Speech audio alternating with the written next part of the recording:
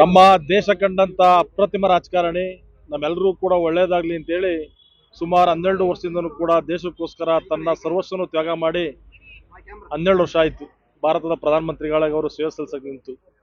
ಬಹುಶಃ ಇಂಥ ಪ್ರಧಾನಮಂತ್ರಿಗಳನ್ನ ನಾವು ಯಾವತ್ತೂ ಕೂಡ ಕಂಡಿರಲಿಲ್ಲ. ಅವ್ರು ಯಾವತ್ತೂ ಪ್ರತಿ ಕ್ಷಣದಲ್ಲೂ ಕೂಡ, ಪ್ರತಿ ಜೀವನದಲ್ಲೂ ಕೂಡ, ಪ್ರತಿ ಹೆಜ್ಜೆಲ್ಲೂ ಕೂಡ ದೇಶಕ್ಕೆ ಒಳ್ಳೇದಾಗ್ಲಿ, ನನ್ನ ನಾಡಿಗೆ ಒಳ್ಳೇದಾಗ್ಲಿ, ನನ್ನ ಜನತೆಗೆ ಒಳ್ಳೇದಾಗ್ಲಿ ಅಂತೇಳಿ ತನ್ನ ಜೀವನದ್ದಕ್ಕೂ ಕೂಡ ಜೀವನನೇ ಮುಡುಪಾಗಿಟ್ಕೊಂಡು ಇವತ್ತು ರಾಜಕೀಯ ಮಾಡ್ತಾ ಪ್ರಧಾನಮಂತ್ರಿಗಳಾಗಿ ಇವತ್ತು ಸೇವೆ ಸಲ್ಲಿಸಿದ್ರು. ಆ ಒಂದು ಸಂತೋಷದ ವಿಚಾರವಾಗಿ ನಾವು ಇವತ್ತು 12 ವರ್ಷದ ಒಂದು ವಿಜೃಂಭಣೆಯ ಏನೋ ಅವ್ರ ನಡೆ ಇತ್ತು, ಆ ನಡೆನ ಜನಗಳಿಗೆ ತಲುಪಿಸ್ಬೇಕು, ಮನೆ ಮನೆಗೂ ಕೂಡ ಸಿಹಿ ಹಂಚಿಸ್ಬೇಕು, ಅವ್ರು ಇನ್ನೂ ಹೆಚ್ಚಿನ ರೀತಿ ಪ್ರಧಾನಮಂತ್ರಿಗಳಾಗಿ ಸೇವೆ ಸಲ್ಲಿಸಬೇಕು, ಈ ನಾಡಿಗೆ, ಈ ದೇಶಕ್ಕೆ ಅವ್ರ ಅವಶ್ಯಕತೆ ತುಂಬಾ ಐತೆ ಅಂತೇಳಿ ಇಡೀ ಭಾರತದಲ್ಲಿರ್ತಕ್ಕಂಥ ಪ್ರತಿ ಪ್ರಜೆಗೂ ಕೂಡ ಗೊತ್ತಿರತಕ್ಕಂಥ ವಿಚಾರ ಇದು. ಬಹುಶಃ ಎಲ್ಲಿ ನರೇಂದ್ರ ಮೋದಿ ಅವರ ಕನಸು ಇಲ್ಲಿವರೆಗೂ ಕೂಡ ನನಸಾಗಕ್ಕೆ ಕೆಲವು ಅಡೆತಡೆಗಳು ಇರೋದ್ರಿಂದ ಅವನ್ ನಮ್ದು ಏನ್ ನೋವೇನಪ್ಪ ಅಂತಂದ್ರೆ, ಅವ್ರು ಮಾಡಿರ್ತಕ್ಕಂಥ ಹಲವಾರು ಜನಪರ ಕೆಲಸಗಳನ್ನ ಜನಗಳಿಗೆ ಮುಡ್ಸಕ್ಕಾಗ್ತಾ ಇಲ್ಲ.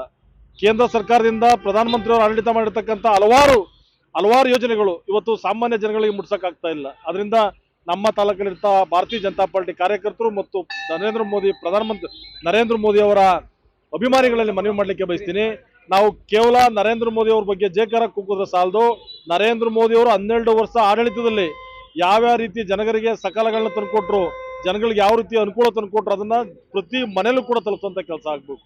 ಅವಾಗ ಈ ಕಾರ್ಯಕ್ರಮಕ್ಕೆ ಒಂದು ಯಶಸ್ಸು ಸಿಗ್ತದೆ. ಆದ ಕಾರಣ ಮುಂದಿನ ದಿನಗಳಲ್ಲಿ ಎಲ್ಲ ಒಂದು ಲೆಟರ್ ಬಾಡಿಸಿ, ಪಾಂಪ್ಲೆಟ್ ಹೊಡಿಸಿ ಪ್ರತಿ ಮನೆಗೂ ಕೂಡ ಆ ನರೇಂದ್ರ ಮೋದಿ ಅವರು 12 ವರ್ಷದಲ್ಲಿ ಯಾವ್ಯಾವ ರೀತಿ ಕಾರ್ಯಕ್ರಮಗಳನ್ನು ಮಾಡಿದ್ರು, ಜನಗಳಿಗೆ ಯಾವ್ಯಾವ ರೀತಿ ಅನುಕೂಲ ಮಾಡಿಕೊಟ್ರು ಅಂತಕ್ಕಂಥ ತಿಳಿಸ್ಬೇಕು. ಇವತ್ತು ನಮ್ಮ ತಾಲೂಕಲ್ಲಿರ್ತಕ್ಕಂಥ ನಮ್ಮ ನಗರಾಧ್ಯಕ್ಷರು ಕೇಶವಮೂರ್ತಿ ಅವರು ಮತ್ತು ಮಹಿಳಾ ಮೋರ್ಚಾದ ಎಲ್ಲ ಹಿರಿಯ ಮುಖಂಡರುಗಳು, ನಮ್ಮ ಪ್ರಧಾನ ಕಾರ್ಯದರ್ಶಿಗಳು, ಎಲ್ಲ ಮುಖಂಡರುಗಳ ನೇತೃತ್ವದಲ್ಲಿ ಇವತ್ತು ನಾವು ಅವರಿಗೆ ಸಿಹಿ ಹಂಚೋದ್ರ ಮುಖಾಂತರ ಅವರ ಹೆಸರು ಮೇಲೆ ತಾಲೂಕಲ್ಲಿರ್ತಕ್ಕಂಥ 278 ಬೂತಲ್ಲೂ ಕೂಡ ಪ್ರತಿ ಬೂತ್ ಮಟ್ಟದಲ್ಲೂ ಕೂಡ ಬೂತಲ್ಲಿರ್ತಕ್ಕಂಥ ಬೂತಾಧ್ಯಕ್ಷರು ಅವ್ರ ಹೆಸರು ಮೇಲೆ ಅರ್ಚನೆ ಮಾಡೋದ್ರ ಮುಖಾಂತರ ಅವರು ಇರ್ತಕ್ಕಂಥ ಯಾವುದೇ ದೇವರಾಗಿರಲಿ, ಯಾವುದೇ ದೇವಸ್ಥಾನ ಆಗಿರಲಿ, ಆ ದೇವಸ್ಥಾನದಲ್ಲಿ ಅವರು ನರೇಂದ್ರ ಮೋದಿ ಅವರು ಒಳ್ಳೇದಾಗಲಿ ಅಂತ ಅರ್ಚನೆ ಮಾಡಿಸಿ ಇಡೀ ದೇಶದಲ್ಲಿ ಇರ್ತಕ್ಕಂಥ ಎಲ್ಲ ಕಾರ್ಯಕರ್ತ ಬಂಧುಗಳು ಕೂಡ ಇವತ್ತು ಅವ್ರ ಹೆಸರು ಮೇಲೆ ಪೂಜೆ ಮಾಡಿಸೋರೆ. ನಾನು ಭಗವಂತನಲ್ಲಿ ಪ್ರಾರ್ಥನೆ ಮಾಡೋದಿಷ್ಟೇ, ನರೇಂದ್ರ ಮೋದಿ ಅವರಿಗೆ ಇನ್ನೂ ಹೆಚ್ಚಿನ ರೀತಿಯ ಶಕ್ತಿ ಕೊಡ್ಲಿ, ಈ ನಾಡು ಈ ದೇಶ ನಾಳಂತ ಅದ್ಭುತವಾದ ಒಂದು ಸಾಮರಸ್ಯ ಕೊಡ್ಲಿ, ಇನ್ನೂ ನಮ್ಮ ದೇಶಕ್ಕೆ ಮತ್ತು ನಮ್ಮ ನಾಡಿಗೆ ಇನ್ನು ಹಲವಾರು ವರ್ಷಗಳ ಕಾಲ ಪ್ರಧಾನಮಂತ್ರಿಗಳಾಗಿರಲಿ ಅಂತಕ್ಕಂಥದ್ದನ್ನ ನಾನು ಕೂಡ ಆಂಜನೇಯಲ್ಲಿ ಪ್ರಾರ್ಥನೆ ಮಾಡಿದ್ದೀನಿ. ಅವ್ರಿಗೆ ಒಳ್ಳೇದಾಗ್ತದೆ.